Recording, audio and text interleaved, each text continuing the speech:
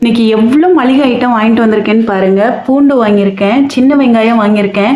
ஏன் சின்ன வெங்காயம் வாங்கினேன்னா, பெரிய வெங்காயம் வந்து பிள்ளைங்களுக்கு சளி பிடிக்கும். அதனால சின்ன வெங்காயம் யூஸ் பண்ணுங்கன்னு ஒரு கமெண்ட்ல பார்த்தேன். அதனால பாருங்க, இஞ்சி வாங்கியிருக்கேன், கோவக்காய் வாங்கியிருக்கேன், முள்ளங்கி வாங்கியிருக்கேன், பீட்ரூட் வாங்கியிருக்கேன், தக்காளி வாங்கியிருக்கேன், பெருங்காயம் வாங்கியிருக்கேன், மிளகு, வெந்தயம், அதுக்கப்புறம் ஒரு பேஸ்ட்டு, அதுக்கப்புறம் ஒரு சோப்பு. ஒரே ஒரு சோப்பு வாங்கியிருக்கேன். இதை வச்சு என்ன பண்ணுறேன்றதை நான் காட்டுறேன். இது வந்து உளுந்து வாங்கியிருக்கேன். பாசிப்பருப்பு இல்லைன்னு சொன்னேன் பார்த்தீங்களா, அந்த பாசிப்பருப்பு வாங்கிட்டேன். அதுக்கப்புறம் கொண்டக்கடலை வாங்கியிருக்கேன், கடலைப்பருப்பு வாங்கியிருக்கேன். இது வந்து பட்டாணி வாங்கியிருக்கேன். வெந்தயம் வந்து 100 கேட்டதுக்கு 2 பாக்கெட்டாக போட்டிருக்காங்க, அதனால தான் 2 பாக்கெட் இருக்கு. தேங்காய் வந்து இதுதான் தேங்காய் இப்படி வாங்கிட்டு வரல, முழு தேங்காவாக தான் நான் வாங்கிட்டு வந்தேன். இதுதாங்க தேங்காய். இந்த தேங்காய் முழுசாக தான் நான் வாங்கிட்டு வந்தேன். அதை என்ன பண்ணேன்னு இப்போ நான் சொல்கிறேன், எதனால் இப்படி எடுத்து வச்சிருக்கேன்னு சொல்கிறேன். அதுக்கப்புறம் பீட்ரூட் வாங்கினேங்க. இதுதான் நான் வாங்கிட்டு வந்த காய்கறி, மளிகை ஜாமான். இந்த சோப்பை நான் என்ன பண்ண போறேன்னு நீங்க பாருங்க. இந்த ஒரு சோப்பை நான் 3ஆ பிரிக்க போறேன். 3ஆ பிரிச்சு என்ன பண்றேன்றதை நான் இப்போ உங்களுக்கு காட்டுறேன். இதெல்லாம் வந்து ஒரு சிக்கனத்துல செய்யறதுங்க. இதெல்லாம் நீங்க தப்பா நினைச்சுக்க கூடாது, ஏன்னா இது ஒரு டெக்னிக். இப்ப காட்டுறேன் பாருங்க. இந்த கார்னர்ல வர்றது கை கழுவுறதுக்காக கிச்சன்ல வைக்கிறது. நான் கை கழுவிப்பேன், பாத்திரம்லாம் கழுவுவேன்ல, அப்போ கை கழுவிக்கிறதுக்காக கிச்சனில் வச்சுப்பேன். ஆனால் இதை மெல்லிசாக கட் பண்ணதுனால இது உடஞ்சிருச்சு. ஆனாலும் பரவாயில்ல, இதை நான் வச்சுப்பேன். இந்த சோப்பு இருக்கு பார்த்தீங்களா, இதை அம்மாடி கட் பண்ணவே முடியல. இது வந்து பாதி வந்து என்னோட சின்ன பையனுக்கு, இந்த பாதி எனக்கு. ஏன்னா சின்ன பையனுக்கு வந்து சோப்பு அதிகமாக கொடுத்தா கரைச்சி வேஸ்ட் பண்ணிடுறான். அதனால நாங்கள் டெக்னிக்காக இந்த மாதிரி யூஸ் பண்ணிக்கிறோம்.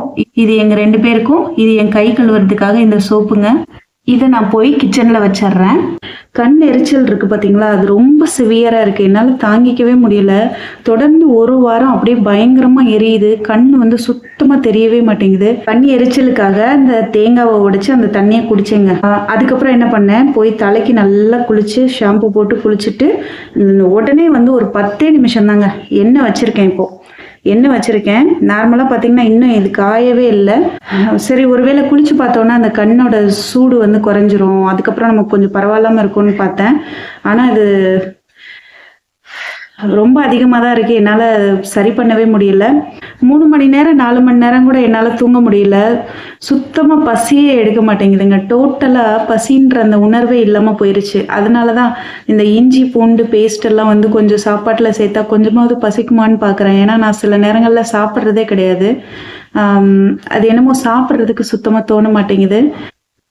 இந்த கண்ணு வந்து சில நேரங்களில் வந்து ஒரு மாதிரி ரெட்டிஷாக இருக்குது. மற்ற நேரங்களில் பார்த்தீங்கன்னா இது வந்து ஒரு மாதிரி மஞ்சளாக இருக்குங்க. வெளுத்து போன மஞ்சளாக இருக்குது இந்த கண்ணு. பார்த்தீங்களா, அந்த கண் வந்து ரொம்ப மஞ்சளாக தெரியுது உங்களுக்கு. இது செல்ஃபி கேமராவில் எடுக்கிறதுனால இது உங்களுக்கு கிளியராக தெரியலன்னு நினைக்கிறேன். எனக்கு எந்த லெட்டர்ஸுமே தெரிய மாட்டேங்குது. கண்ணு சுத்தமாகவே தெரிய மாட்டேங்குது. அப்படியே ஏதோ குருட்டாம்பூக்கில் அப்படியே போயிட்டு வந்துட்டு இருக்கேன். நான் இன்னைக்கு வேலைக்கு போகிறப்ப கூட வண்டி வந்து கிராஸ் ஆகுறப்ப கொஞ்சம் ரொம்பவே பயந்தேன். ஏன்னா எனக்கு அந்த கவனம் வந்து செதறுது. ஒரு கவனமாக வந்து போக முடியல. ஏன்னா எனக்கு வந்து அந்த பார்வையே ரொம்ப மங்கலாயிருச்சு. ஒருவேளை கிளாஸ் போட்டோன்னா சரியாயிரும்னு நினைக்கிறேன். பிள்ளைங்களுக்கு நீங்கள் சொன்ன மாதிரி நான் முடிஞ்ச வரைக்கும் எல்லாமே ஹெல்த்தியாக கொடுக்கறதுக்கு முயற்சி பண்ணுறேன். விட்டமின்ஸ் வந்து நிறைய கம்மியாக இருக்கும்னு நினைக்கிறேன். அதனால தான் விட்டமின்ஸ் வந்து என்னென்னலாம் வந்து கிடைக்குமோ அதெல்லாம் கொடுக்கணும்னு நினைக்கிறேன். பால் ஐட்டம் தான் எதுவுமே சேர்க்கலை, அதையும் கொஞ்சம் சேர்க்கலான்னு நான் முடிவு பண்ணியிருக்கேன். பார்க்கலாம். டாக்டரே சொன்னாங்க, இங்கே கிடைக்கிற சென்னையில் கிடைக்கிறது பாலே கிடையாது, அதை கொடுக்கறதுக்கு நீங்கள் கொடுக்காமலே இருக்கலாம் அப்படின்னு லாஸ்ட்டாக சொன்னாங்க பையனை கூட்டிகிட்டு போகிறப்ப. அதாவது உடம்பு சரியில்லை அப்படின்னு சொல்லி வீடியோ போடுறாங்க. என்னது இது, வாரத்துக்கு ஒரு தடவை உடம்பு சரியில்லாமல் போயிருமா அப்படின்னு நீங்கள் நினைக்கலாம் புதுசாக பார்க்குறவங்க. அப்படி இல்லை, எனக்கு நார்மலாகவே வந்து ரொம்ப முடியாமல் போன டைமில் தான் நான் சேனலே ஆரம்பித்தேன். அப்போ வந்து பிரச்சனைகள்லாம் ஆகி நான் இப்போ வேலைக்கு போயிட்டுருக்கேன். இப்போ வந்து இந்த பிரச்சனைகளோட வேலை செய்கிறதுனால எனக்கு இன்னும் ரொம்ப மோசமாக அந்த உடம்பு வந்து பாதிக்கப்படுது. அதனால தான் நான் இதை கொஞ்சம் உங்ககிட்ட இப்படி சொல்கிறேன். பையனை ஃபஸ்ட்டு சரி பண்ணிவிட்டு அதுக்கப்புறம் நம்மளை பார்த்துக்கலான்னு நினச்சிட்ருக்கேன். அந்த கிட்னி இருக்கும் பார்த்தீங்களா, அந்த 2 பக்கம் சிவியர் பெயினுங்க. இன்றைக்கெலாம் உட்காரவே முடியல சுத்தமாகவே. நான் அதனால தான் தண்ணியெல்லாம் குடிக்கிறதுக்கு ட்ரை பண்ணேன். இருந்தாலும் எனக்கு ரெண்டு பக்கமும் ஏற்கனவே கல் இருக்குன்னு லாஸ்ட் இயர் நான் பார்த்ததுலேயே சொல்லியிருந்தாங்களா, அதனால தான் நான் டெய்லி தண்ணியெல்லாம் குடிச்சிட்டு இருந்தேன். வீட்டில் இருந்த வரைக்கும் நல்லா தண்ணி குடித்தேன். வேலைக்கு போகிறப்போ என்னென்னா அந்த காமன் பாத்ரூம்லாம் யூஸ் பண்ணணும் அப்படின்றதுனால இந்த குளிர்காலமாக இருந்ததுனாலையும் கொஞ்சம் தண்ணி கம்மியாக குடித்தேன். அதனால தான் எனக்கு ஏதாவது பிரச்சனை ஆயிடுச்சான்னு தெரியல. நீங்கள் என்னோட சந்தோஷம். நான் இப்போ கொஞ்சம் நிம்மதியாக இருக்கிறதுக்கு காரணமே நீங்கள் தான். இப்போதைக்கு என் மன அழுத்தம் வந்து உங்களால் தான் குறைஞ்சிட்டு இருக்கு. ஓரளவுக்கு ஆரோக்கியமாக இருக்கணும், பிள்ளைங்களை வந்து பார்த்துக்கணும் அப்படின்றதுக்காக தான் என்னை பற்றியே நான் கொஞ்சம் யோசித்து நான் என்னை கவனிச்சிக்கிறேன். நான் ரொம்ப பெருசாக என்னை நான் கவனிச்சிக்கிறதா தான் நினைக்கிறேன். ஆனால் இந்த அளவுக்கு கவனிப்பு பத்தாதுன்னு தான் நினைக்கிறேன் இப்போ இருக்கிற பிரச்சனைக்கு. ஒரு தடவையாவது டாக்டர்கிட்ட போயிட்டு வந்துடலாம், அந்த ஸ்கேன் எடுத்து பார்த்துருவோம், இந்த கட்டி எந்த அளவுக்கு பெருசாக வளர்ந்துருக்கா இல்லை என்ன மாதிரி கண்டிஷனில் இருக்குன்றதை பார்த்துடலாம் அப்படின்னு நினைக்கிறேன். ஆனால் அதுக்கான டைம் எனக்கு அமையவே இல்லை. இன்னொன்று பார்த்தீங்கன்னா என்னோடய உடம்பு ரொம்ப வெயிட் போட்டுருச்சு. அது ஆல்ரெடி தைராய்டும் வந்து 12 வருஷமாக தைராய்டும் இருந்தது. அது காரணம் இல்லை. இப்போ நான் கர்ப்பப்பை பிரச்சனையால் ப்ளீடிங்கை ஸ்டாப் பண்ணுறேன்னு சொல்லி டேப்லெட் போட்டேன் பார்த்தீங்களா, ஒருத்தவங்க சொன்னாங்கன்னு சொல்லி. அதை போட்டதுலேருந்து தான் எனக்கு வந்து உடம்பு வந்து ரொம்ப வெயிட் போட்டுட்ருக்கு. வயிறு வீக்கம், வயிறு வலி எல்லாமே வந்து சிவியரானது அதுக்கப்புறம் தான். என்ன நடந்துகிட்டு இருக்குன்னு தெரியல. ஆனால் நான் நார்மலாக இல்லை, நான் நல்லா இல்லை. இது யார்கிட்ட சொல்கிறதுன்னு தெரியல. ஒரு பிரச்சனை போச்சுன்னா அடுத்து இன்னொரு பிரச்சனை வந்துடுது. கண்ணு வந்து இந்த அளவுக்கு எரிஞ்சுதுன்னு வச்சுக்கோங்களேன், எதுவுமே பண்ண முடியல சுத்தமாகவே. அங்கே போய் சிஸ்டமில் பில்லிங்கில் நம்ம வந்து பில்லிங் பண்ணுறப்போ அந்த சிஸ்டமில் நம்ம பார்க்குறப்போ இன்னும் சிவியராக இருக்குது, வலிக்குது. எல்லா இடத்துலையுமே வலி மட்டுமே இருக்கு. அதை சொல்ல முடியல யார்கிட்டையுமே.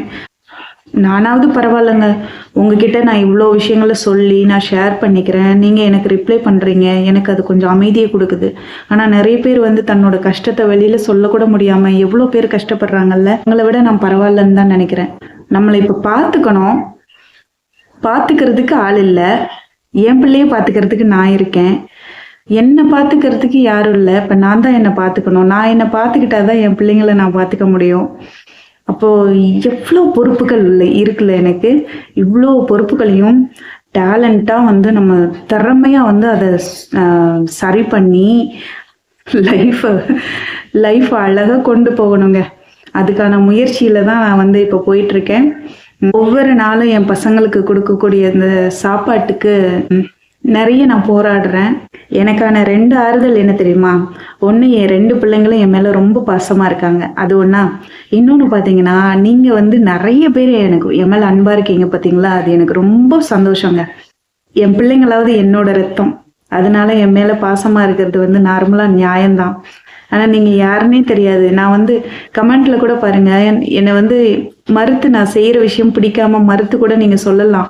ஆனால் என் மனசு நோவக்கூடாதுன்றதுக்காக நீங்கள் அதை பக்குவமாக நீங்கள் அந்த கமெண்ட் எல்லாம் பண்ணியிருப்பீங்க. நான் அதெல்லாம் படித்து பார்த்து ஃபீல் பண்ணியிருக்கேன். இதை அவங்க எப்படி நுணுக்கமாக சொல்லியிருக்காங்கல்ல, அழகாக சொல்லியிருக்காங்கல்ல, என் மனசு வேதனைப்பட்டுறக்கூடாதுன்றதுக்காக. அப்படிலாம் நான் நினச்சி ரொம்பவே சந்தோஷப்பட்டுட்ருக்கேன். என்னோட உறவுகள் தான் நீங்கள் எல்லாரும். மக்களே அது இதுன்னு என்னென்னவோ சொல்லுவாங்க, ஹாய் ஃப்ரெண்ட்ஸ் அப்படின்லாம் சொல்லுவாங்கல்ல, நீங்கள் என்னோட சொந்தம். நான் அப்படிதான் உங்களை நினைக்கிறேன். எனக்கு என்ன பிரச்சனையாக இருந்தாலும் சரி, எனக்கு என்ன சந்தோஷமாக இருந்தாலும் சரி, நான் வந்தோடனே உங்ககிட்ட தானே சொல்கிறேன்.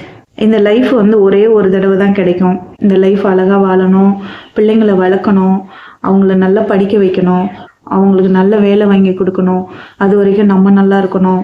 இப்படி எவ்வளோ பிரச்சனை இருக்குது. உங்கள் எல்லாருக்குமே நான் ஒரு விஷயம் சொல்கிறேன். சின்ன பிரச்சனை உங்கள் உடம்புல ஏற்படுது அப்படின்னா தயவு செஞ்சு போய் டாக்டர்கிட்ட என்னன்னு பாருங்கள். பார்க்காம இருக்காதீங்க.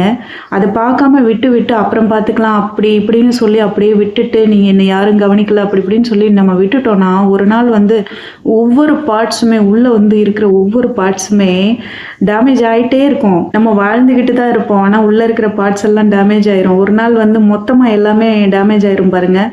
அப்போ நம்ம வாழணும்னு ஆசைப்பட்டால் கூட நம்மளால் முடியாமல் போயிடும். அதனால் சின்ன விஷயங்களையும் கவனிங்க. பையனுக்கு இந்த ஒரு 15 நாள் பார்த்துட்டு ஏதாவது ஒரு சொல்யூஷன் கண்டிப்பாக கிடைக்கும். அவனை டோட்டலாக வந்து அவனை சரி பண்ணி விட்டுறணும். சக்ஸஸ்ஃபுல்லாக அதை முடிச்சுட்டு நான் உங்கள்கிட்ட சொல்கிறேன். நீங்கள் சொல்கிற நிறைய அட்வைஸை நான் ஏற்றுக்கிட்டு தான் இருக்கேன். ஏன்னா எனக்கு சரின்னு படுற எந்த விஷயத்தையுமே நான் யார் சொன்னாலும் அதை கேட்டுப்பேன். நீங்கள் என்னை பார்க்கணுன்னுலாம் அவசியம் இல்லை. நீங்கள் பார்க்கலைனாலும் உங்களோட ஐடியா வந்து பார்த்தாலே போதும். யூடியூப்பில் வேறு ஒரு விஷயம் சொல்லியிருக்காங்கங்க, கமெண்ட் பண்ணுறவங்களுக்கு ரிப்ளை பண்ணணுமா. 2 டிப்ஸு சொன்னாங்க. கமெண்ட் பண்ணுறவங்களுக்கு ரிப்ளை பண்ணணுமா தொடர்ந்து. அப்போ தான் அவங்க நம்மளோட கனெக்டிவிட்டியில் இருப்பாங்களாம். அடுத்ததா ரெகுலராக வீடியோ போடணும் அப்படின்னு சொன்னாங்க. ஒரு வீடியோவை க்ரியேட் பண்ணுறது ரொம்ப கஷ்டம். டெய்லி வந்து ஒரு வேளை நம்ம வீடியோ போட்டுக்கிட்டே இருக்கிறப்ப நம்ம வழிகளை ரொம்ப பெருசாக சொல்லிடுவோமோன்ற பயம்தான் எனக்கு. அப்படி சொல்லிட்டு அதுக்கு நிறைய கமெண்ட்ஸ் நெகட்டிவாக வந்ததுன்னா அதெல்லாம் நம்மளால தாங்கிக்கவே முடியாது. அவ்வளோ பலகீனமாக இருக்கும். என்ன வேணாலும் எப்போ வேணாலும் நடக்கும்ன்ற மாதிரி பலகீனமான மனசில் இருக்குமா.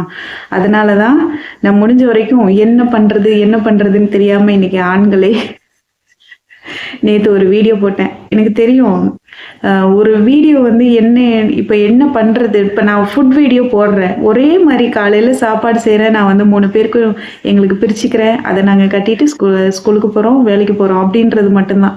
அதில் ஒரு வித்தியாசமே இருக்காது. அழகியலே உங்களுக்கு தெரியாது. அப்போ அதை எப்படி நான் டெய்லி போடுறது?